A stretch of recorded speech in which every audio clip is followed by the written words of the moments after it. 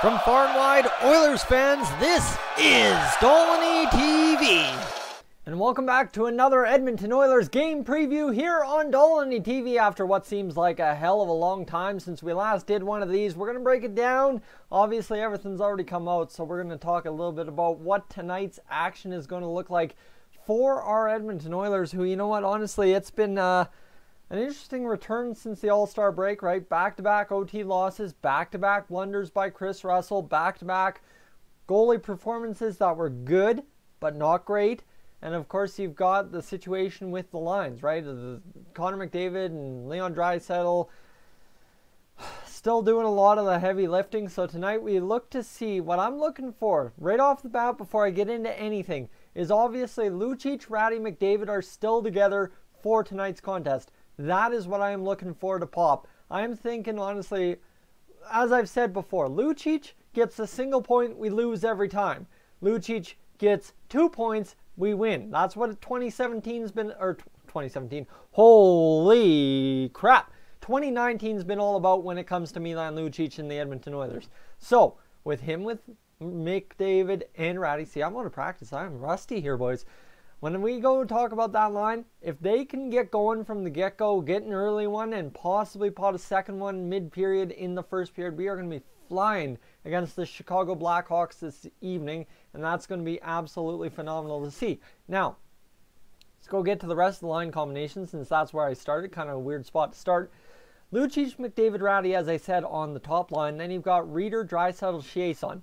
Now, Draisaitl had a great game last time out against the Montreal Canadiens on Sunday afternoon. Chiasson got a point as well, so now we got to see, is Tobias Reeder finally going to get picked up by his teammates, break out of the slump, and maybe, just maybe, be part of the engine that drives this team, if at all possible, towards the playoffs at this point. I don't know. I wrote the playoffs off in January, so if you're still on that train that the playoffs are possible, tonight you should be counting on Tobias Reeder to hopefully start the locomotive that way, because we need him to score. You can't have a guy in your lineup every single night, except for when he's out with injury, without a goal all season. That's just not going to work to get you to the playoffs. That's a big part of what's going on. Not that I blame Tobias Reeder, because, hey, I will be his first defender saying every time he's had a chance to score, pucks bumbled, pucks bounced, guys stick checked him. It's been a disaster for a guy like Tobias Reeder this year, so feel bad for the guy. Tonight must be the night. Kara, RNH, Kassian.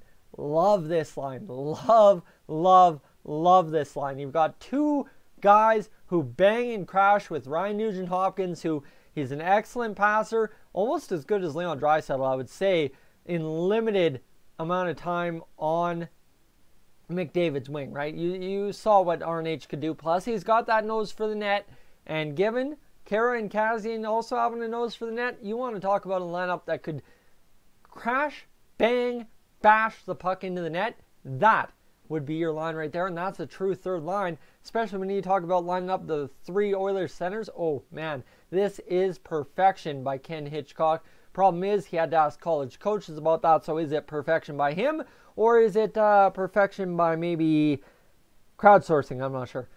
Malone, Brodziak, Puljujarvi. So the lineup still remains pretty much unchanged from what it was the other night up front. Malone gets back in, Brodziak and Puljujarvi. Now, what I said about Puljujarvi on this line, everybody's saying, oh, free Puljujarvi. Even Tom, the top comment here on Twitter with 37 likes back to Reed Wilkins, free Puljujarvi.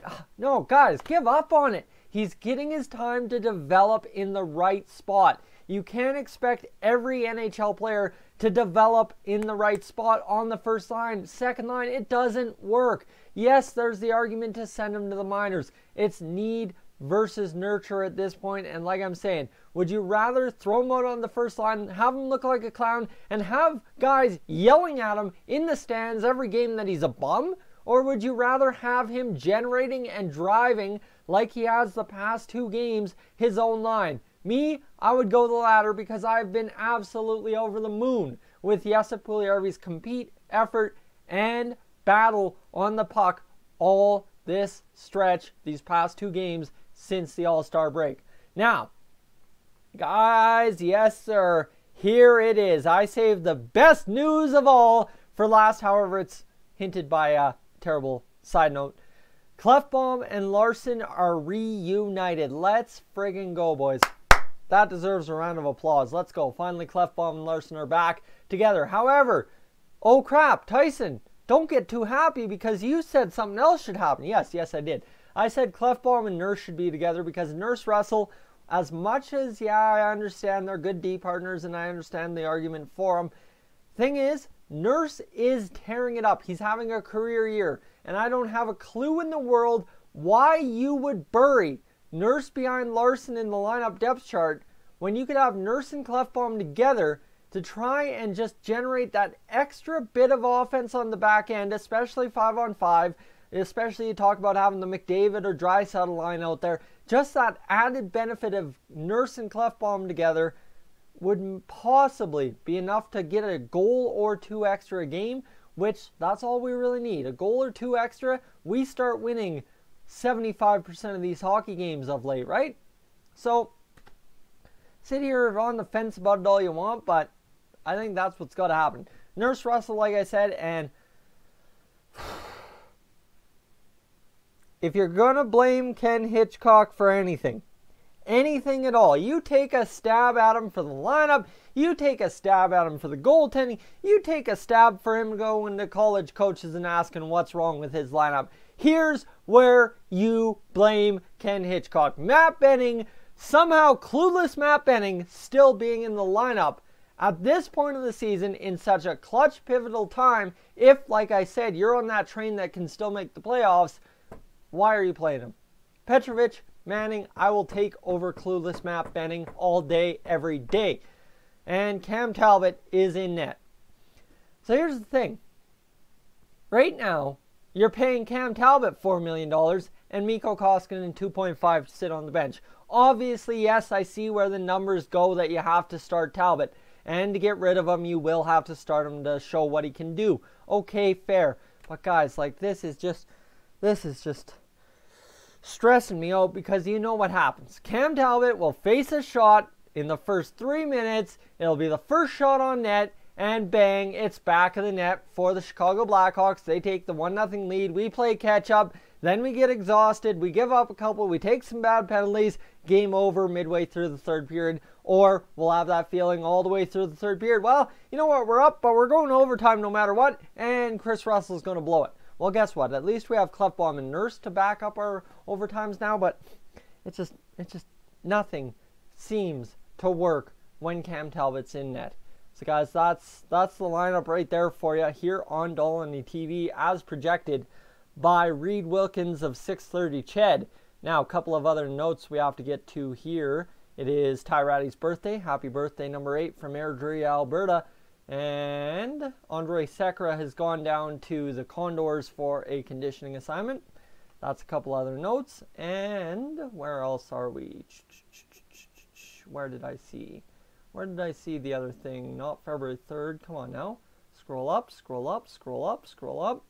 Ah, there we go. Oilers can sweep the season series against the Blackhawks for only the second time since 1986. 03-04 was the last time, right before that lockout year. With a win tonight, that coming according to Jack Michaels, your play-by-play voice on 630 Ched.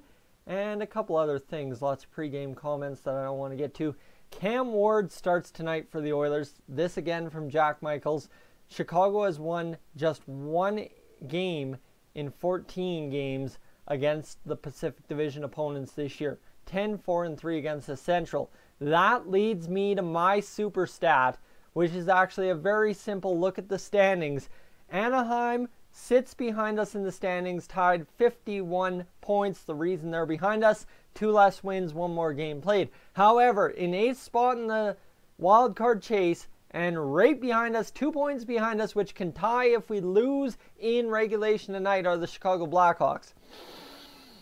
Feels bad, man. That's all I can say when it comes to that. That is absolutely a brutal feeling that a loss tonight with Chicago Blackhawks means that for 2 teams that fired their coaches, we're no further ahead than we are behind, and that is not at all a good place to be when you're mid-playoff rush, because honestly, right now, talk about the playoff rush. 54 points, 56 points gets you into the playoffs. There are 6 teams separated by 3 points. Number 3, Colorado at 52 points in the wildcard chase. Number 8, Chicago with 49. That is a mess of a playoff run. Plus, you've got Vancouver and Minnesota only, a whole 7 points up.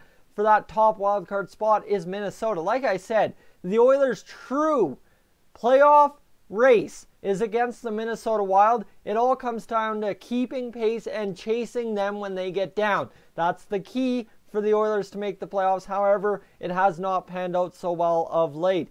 So guys, that is my keys to the standings at this point. Keys to tonight's game in what should be a 4-1 victory over top of the Chicago Blackhawks, what I'm predicting. Honestly, just go out there and roll the lines, let them have the success they've had, and just avoid the stupid penalties. Don't make stupid plays like letting guys cut to the middle, and just play solid Oilers hockey that we did when Klefbom was last in the lineup. Make it an easy night for him. Make it a hard night for the opponent. We win this game 4-1 like I said. I'm Tyson, this is Dolynny TV. Keep Kane and Taves off the scoreboard. I am up on out of here.